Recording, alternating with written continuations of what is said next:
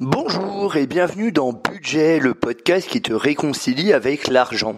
Je m'appelle Franck et jusqu'en 2017, j'avais du mal à épargner et j'étais quelquefois à découvert. En 2017, j'ai décidé de prendre les choses en main et j'ai réussi à mettre 10% de mes revenus de côté. En 2018, j'ai réussi à mettre 20% pour en 2019 arriver à 30% avec un salaire de plus ou moins 3 000 € en couple et un loyer de 975 €. Avec le temps, je suis devenu un expert de l'épargne et de l'économie. Ce podcast quotidien s'adresse à tous ceux qui débutent dans la gestion de l'argent et du budget, qui ont du mal à joindre les deux bouts, qui ont des croyances limitantes et qui ont besoin de techniques et de conseils afin de mieux gérer leur budget. Il ne s'adresse pas ou peu aux personnes qui mettent déjà 10 ou 20% de leurs ressources de côté ou qui recherchent des solutions en investissement ou en immobilier. N'hésite pas à t'abonner. À très vite. C'est Franck. Alors, aujourd'hui, on va parler de privation. Oh, le vilain sujet. Oh, le sujet tabou.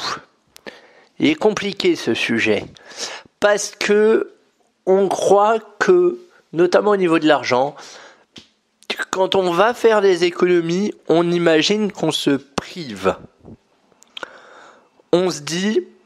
Oh, je dois réduire mon train de vie, je vais pouvoir m'acheter moins de choses, ma vie va devenir un enfer, ça va me rendre triste, je vais plus profiter de la vie pareille, j'ai peur, ça veut dire que je vais devoir me serrer la ceinture, mais moi j'aime bien vivre, enfin faut bien vivre à un moment, on va pas se rendre fou, etc., etc., etc.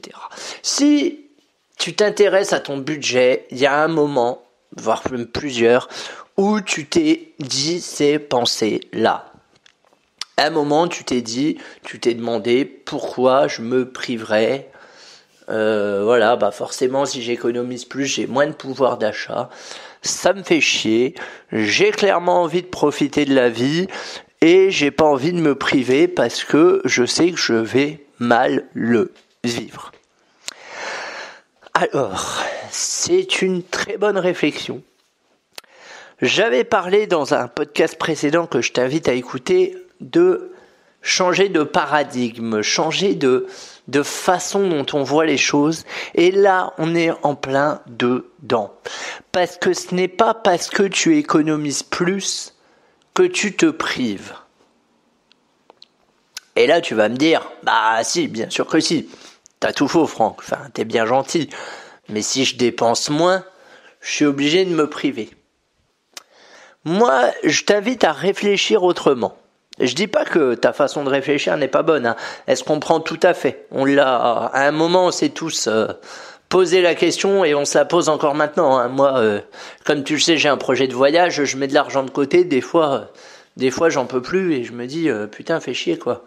Je peux pas faire un resto. Bon bah tant pis. Voilà. Donc la frustration, je connais, j'ai ressenti. C'est normal de penser ça. Mais, on va essayer de changer les choses. Et on va essayer de réfléchir autrement. Et plutôt que de voir une privation pure et dure, on va voir des choix derrière.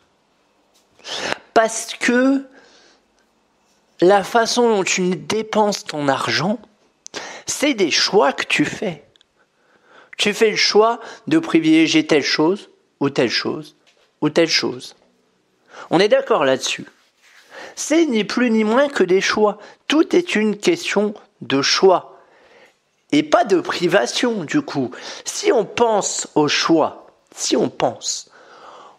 qu'on fait, en disant, là, je choisis de privilégier ça, et pas ça. Ça nous rend acteurs.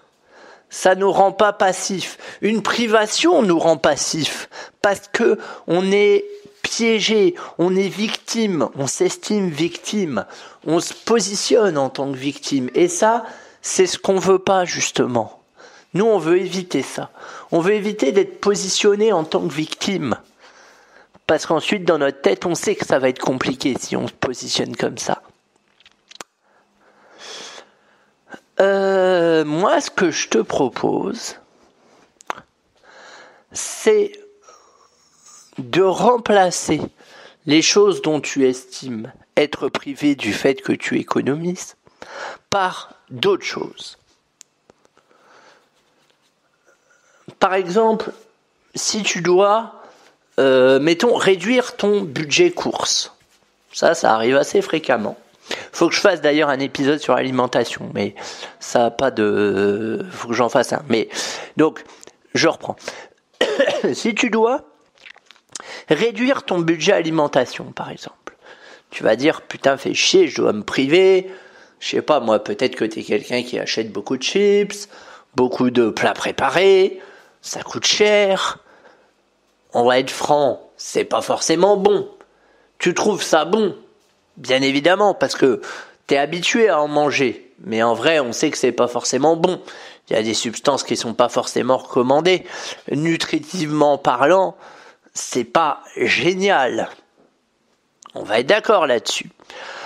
Du fait que tu veuilles diminuer ton budget course, c'est pas forcément moins acheter que tu vas faire, mais c'est mieux acheter. Peut-être que tu vas commencer à acheter des légumes. Et crois-moi, entre une salade maison avec, allez, je te dis moi ce que je fais, hein, pousses d'épinards, morceaux de gouda, champignons, oignons rouges, ouais voilà, jus de citron, carottes, voilà, bref. Une salade comme ça, bien garnie, et une salade de pâtes Sodebo ou autre, hein, j'ai rien contre Sodebo, mais avec la vinaigrette et tout ça, la sauce, et le poulet caoutchouteux, parce que le poulet est quand même relativement caoutchouteux, hein, si on ferme les yeux, on sera d'accord qu'on sait pas ce qu'on mange, enfin on sait pas qu'on mange du poulet, y a pas photo. Ça coûte moins cher et c'est meilleur. Mais ça demande un petit effort. Parce que effectivement, faut se préparer la salade. En vrai, ça dure 30 secondes, hein. Même pas. Mais ce que je veux t'expliquer, c'est que le fait de réduire ton budget course, par exemple, ça va t'obliger à te renseigner sur la façon dont on mange. Ça va t'obliger à regarder des recettes, peut-être à cuisiner, peut-être à faire le marché. Si tu as l'occasion, fais le marché. Le marché, c'est génial. Peut-être t'amener à regarder les choses différemment, à te questionner sur la façon dont tu consommes, etc., etc. Ça prend un temps fou. Et donc, je reviens à ce concept de privation que j'ai pas oublié, hein. Il y a un lien, vous inquiétez pas. On ne se prive pas, on pense autrement. Parce que du fait qu'on va bouleverser nos habitudes de dépenses, ça va nous obliger à voir les choses autrement, ça va nous obliger à nous renseigner beaucoup plus, etc., etc.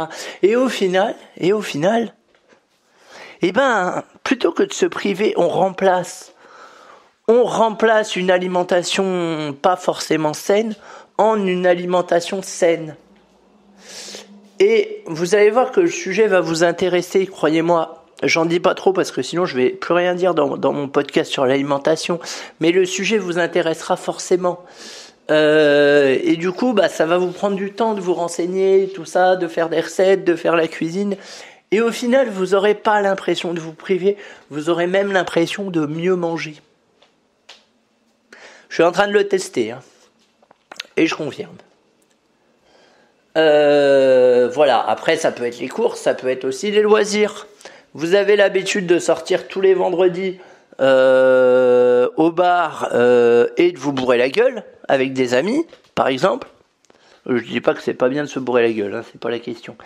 Mais peut-être le faire un peu moins souvent. Pourquoi ? Parce qu'on sait que quand les choses sont rares, on en profite plus. Vous voyez, ce verre avec les collègues ou avec les amis, si c'est répétitif, si c'est tous les vendredis et tout ça, au bout d'un moment, on en profite moins.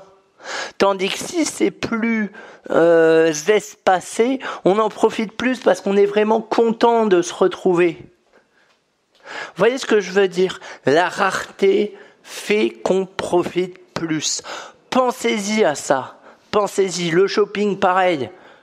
toute façon, le shopping, c'est pas compliqué. Il y a une loi qui s'appelle la loi de Pareto, la loi des 80-20, que tu connais peut-être. Si tu connais pas, je t'invite à te renseigner, voire j'en ferai un podcast à l'occasion, qui est que on met 20%, non, attendez, que je me trompe pas, on met 80% du temps, non, attendez, oui, c'est ça. On met 80% du temps, 20% de nos affaires. Excusez-moi, j'ai bugué parce que je savais plus dans quel sens c'était. Voilà, ce qui prouve bien que, est-ce qu'il y a besoin d'avoir tout plein de fringues qu'on met jamais? Bah, la réponse est simple, c'est non. Vaut mieux se faire une garde-robe minimaliste. Moi, par exemple, c'est ce que j'ai. Alors, sans le vouloir, parce que j'ai horreur du shopping. Du coup, au fil des ans, je dois faire du shopping une fois tous les 2 ans et encore. Donc, du coup, moi, je sais que j'ai 5 t-shirts, j'ai 3 pantalons et puis ça me suffit, tout simplement. Je fais des machines et puis voilà. On n'en parle plus. Est-ce que j'ai besoin d'avoir des tonnes et des tonnes de fringues? Non. Pourquoi? Parce que je sais que si j'ai des tonnes et des tonnes de fringues, j'en mettrai pas la moitié et ça m'agace. C'est du fric foutu en l'air pour rien. Pensez-y à ça. Pensez-y, voyez, il y a des choses toutes simples pour que vous n'ayez pas l'impression de vous priver, mais essayez de rationaliser cela. Voilà, j'espère que le podcast t'a plu et je te dis à très vite.